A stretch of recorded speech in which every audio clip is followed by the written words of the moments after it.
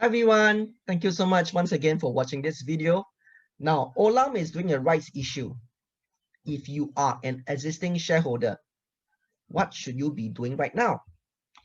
So before I go further, please take note of the disclaimer. The video is for education purpose and not any form of investment recommendations. If you need to read the disclaimer in full, you may want to pause this video right now. So the first thing first is to gather information. So this is what I will do to gather the necessary information.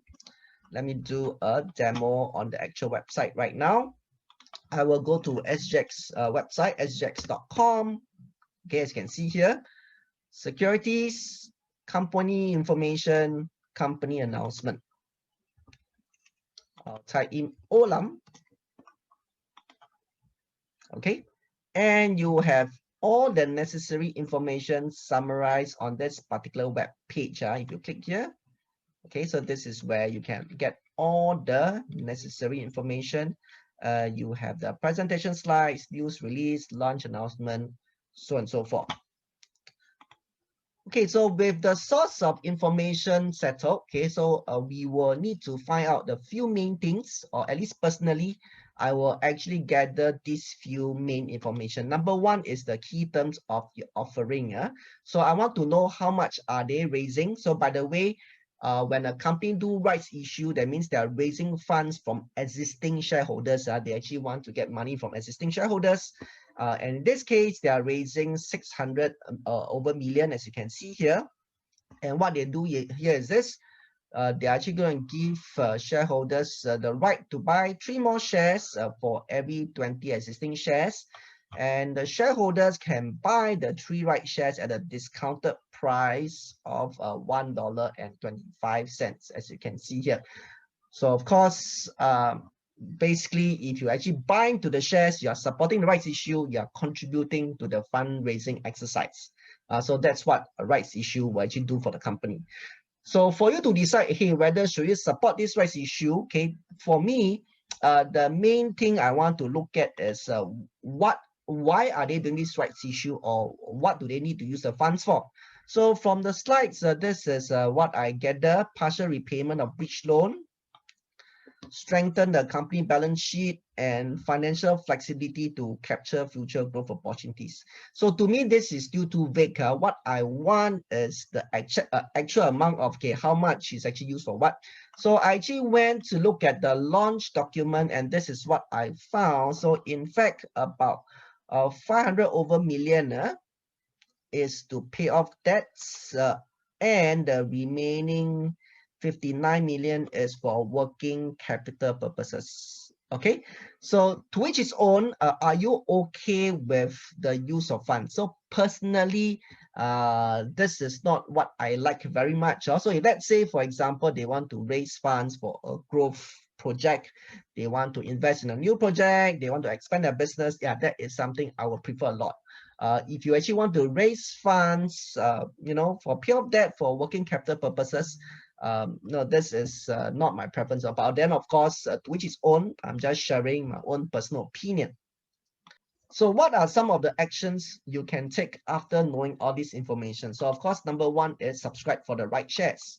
Okay, so let's take a look at some of the information provided. So at the time of me doing this presentation, okay, I only have the come right price. Come right price, that means if you actually buy Olam at this price, you will actually get the rights itself. So when we actually talk about the X right price, that means when you buy without the right share, okay, very likely the price is actually going to be lower. So for the purpose of discussion's sake, okay, of course I don't know exactly what is that price. Let's say X right price is about 140.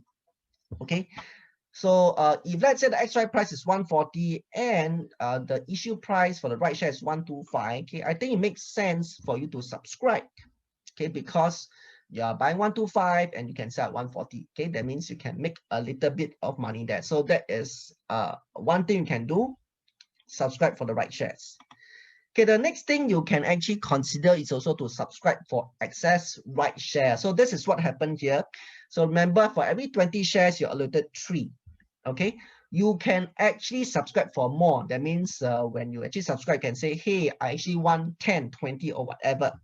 Okay, you can subscribe for more, but it doesn't mean that you will confirm get it. So sometimes you ask for 20, they actually only give you 10. Especially when there is a price differential between the issue price, okay, as you can see, issue price and the exercise right price. So once again, exercise price, based on this discussion, we set at 145. As long as there's a difference, it may make sense for you to subscribe for excess. Again, you can actually make a little bit of money there.